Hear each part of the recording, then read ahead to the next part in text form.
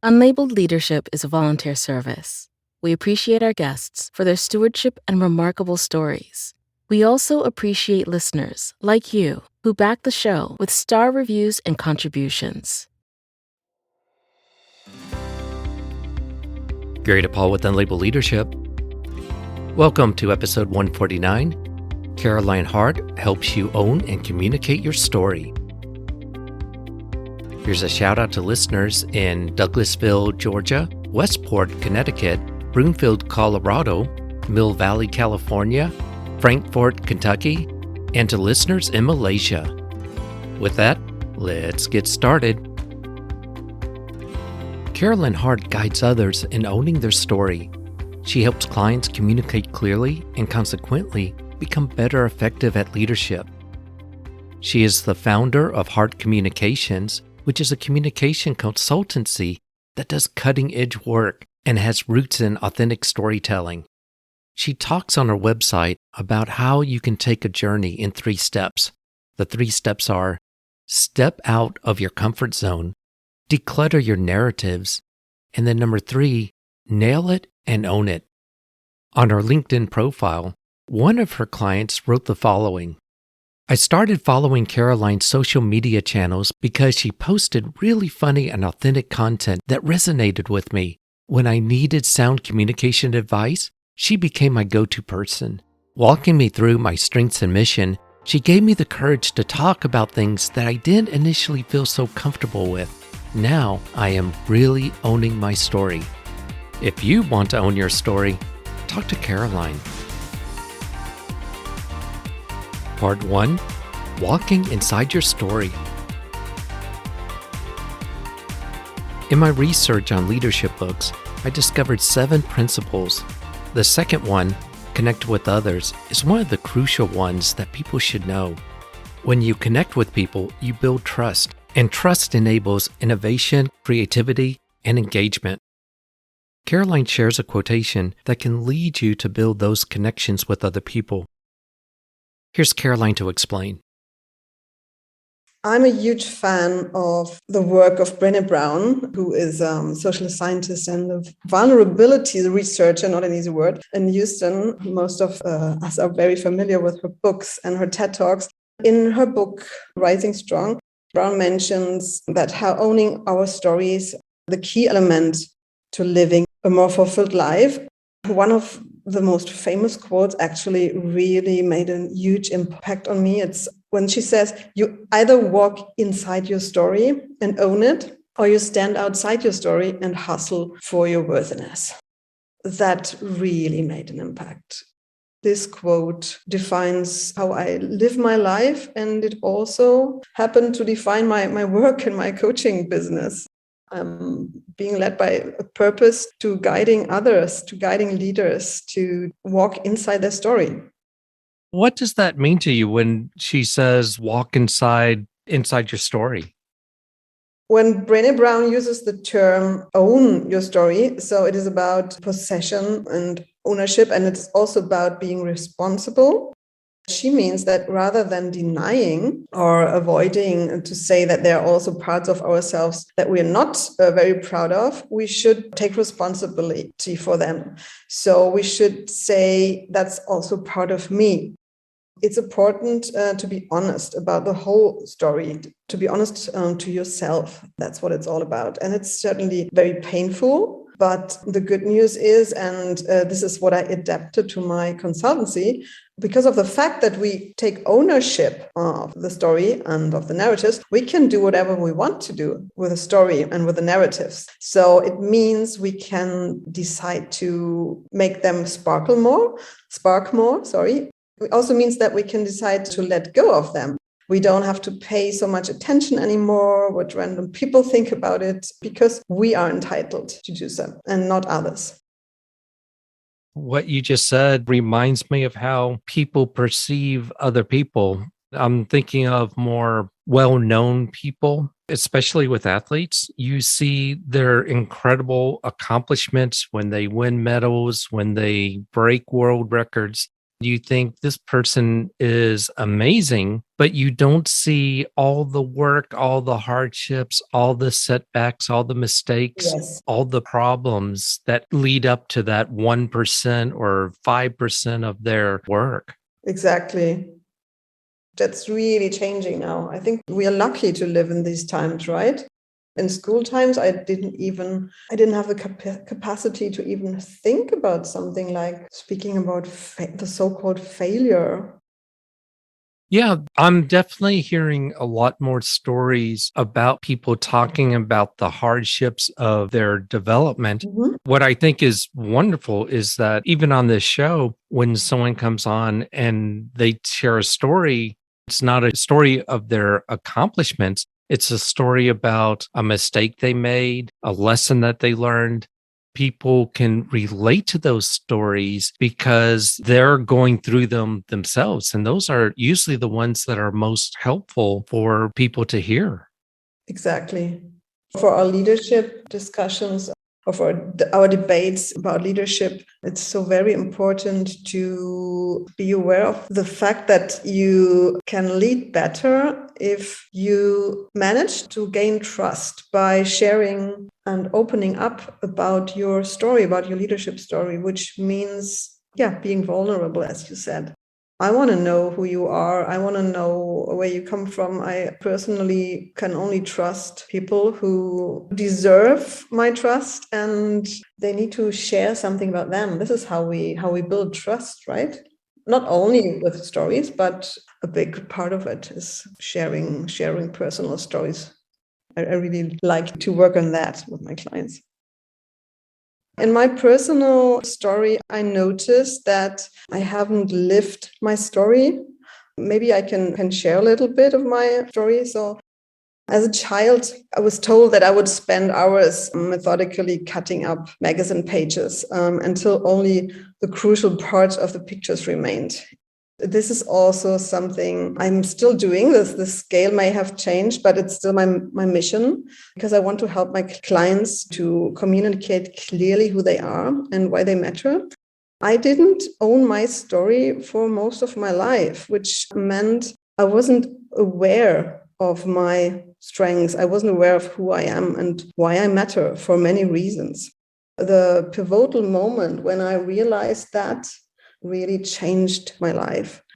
I studied legal history and theory of law, being also a minimalist from my nature. I never cared a lot about ownership of things, but I cared about ownerships of, well, let's call it non-fungible things like ideas and narratives.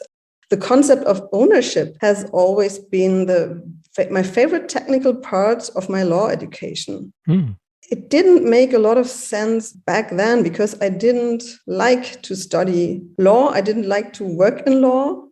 I failed in terms of career standards. I didn't pursue a career in corporate. Despite of having a Ph.D. in history of law, I didn't make a career in academics. I had a huge imposter syndrome about this big part of my career story, which was very sad. I always struggled to explain what I'm good at and what I'm passionate about it. Very, very late in my life, that changed with the help of this quote, I must say. Take a minute or two and explain what imposter syndrome is. It sounds like something that your clients that you coach might actually struggle some with. Oh, yes, they do. The so-called imposter syndrome means that you are actually afraid of being caught, of doing something illegal. So that's in terms of career language. People will find out that you are not right in your position or that you don't deserve the success. And the imposter syndrome is very common among people who are qualified and who are on a very high level of their education. And it's only today I found on LinkedIn a new KPMG study that the imposter syndrome is very, very common amongst female executives. I doubt it's only a female thing, but it's something definitely happening at a certain level of education. So speaking of leaders, leaders who are my clients. I'm sure you knew that before, right? You're familiar with that. I'm familiar with the concept, and I think it goes up across both genders as well. It seems to be a theme that has come up periodically on different podcasts and articles and papers. I would love to see the KPMG study that you referenced that you saw today. That would be awesome if I can share that in the show notes as well. It's almost like something that is so common, it's not talked about openly. If you do talk about it openly, then you put yourself at risk and make yourself really vulnerable. Exactly. That's what leadership is all about, right? Not all about, but that's what we should do. Yeah, in the end, it can be very painful. We have to be brave to do that. Speaking of the leadership principles, the one that was most commonly brought up in previous episodes is, and it's so simple, believe in others. When we do that, it actually helps people to believe in themselves. It's all about other people and bringing out their character and helping them develop and mature mentally, morally as well. Yes. Part 2, From Law to Communications. Opportunities are all around us. Some of the times we find them on our own, but most of the time, people introduce opportunities to us. In this story, Caroline explains how she transitioned from working at a law firm to founding her own business consulting company. Here's Caroline with her story. I wanted to tell the story how I went into communications. Somehow I survived my law studies. I wasn't very passionate about it. I felt sometimes that I was wasting my best years. And even if in the end, I managed to did a Ph.D. in history of law. But still, it was a lot of hardship. And I ended up working as an academic researcher in a UK law firm in Germany, in Berlin. There, I tried to hide my poor talent for legal subjects, or by my missing passion, better said. I hide it with a coping mechanism, I would call it, with my communications talent. So I was already in school. I was quite famous for being kind of Miss Chatterbox. Luckily, one of the partners in this law firm, he noticed that this coping mechanism was actually a strength. And he put me into the communications department, where I was really happy. Yeah, it was a career shift from misery to glory, I would call it. It was a turning point. And I got very passionate about the whole diversity and corporate social responsibility topics, because it was a very, very cool and very progressive law firm. The challenge was at that time, it was 10 years ago, that the German lawyers, they did not consider it as super cool and progressive, what we did, what the London-based office created. In the end, I decided to leave the law firm environment, the corporate environment, and I became an entrepreneur. And I founded my own communications consultancy in 2010. Oh, that's fantastic. Yeah. It's amazing how your path changed because one of the partners recognized what you had to offer, as he described as an asset in communications, and move you to that department. And that sparked the whole passion about diversity, equity, inclusion, gender equality. And I think that's fantastic. Looking back, it was good. Then, as I said, the German, they weren't ready yet. I mean, they're still not ready today. Imagine 10 years ago. 10 years ago, things were a lot different, and the diversity has started to pick up. And really, I think in the last 4 or 5 years. So the UK part was, I guess, ahead of their time. Exactly. I'm a feminist, yes, from my education, from what I've also learned in university. I attended one of the first lectures on feminist legal theory, imagine that, in Berlin. But the turning points in my career were clearly dominated by men who helped me and who saw my potential. Another turning point was in my career when I founded my own company. I was on a mission with my consulting agency to consult German lawyers on diversity and corporate social responsibility. Oh, wow. I think they totally didn't want to be consulted on. So it was, it wasn't a success in the end. But luckily, I had another turning point in my career. I met a wonderful entrepreneur who saw my potential in cutting long stories short, and he taught me to be a video producer. That happened really surprisingly spontaneously, because one day he scared the hell out of me when he could not come to the venue of a video production. I was involved with him. I assisted him, and he handed the whole thing over to me and telling me, you can do it. And I could. So I also became a visual storytelling expert, a corporate video producer. We did that for many years. I'm a relentless content creator until today. And this is what I really love about my job. Part 3, How to Own Your Own Story. Caroline is the expert on helping people own their own story. What she shares with us next are steps that you can take to begin to own your own story. Again, here's Caroline. I would like to share with our audience how to start owning your story, because actually it's not a one-off, it's a whole process. Here is what I recommend. Put a lot of effort first in understanding your so-called personal comfort zone. What do I mean with that? It is thinking about what is actually holding you back from clearly and strongly saying who you are and why you matter as a leader.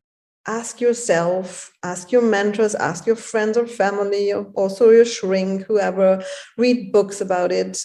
I strongly recommend all of the Brené Brown books, obviously, and also Glennon Doyle, Untamed.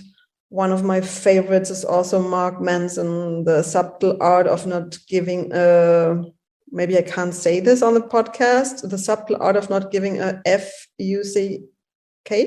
So just to name a few. I can't say that.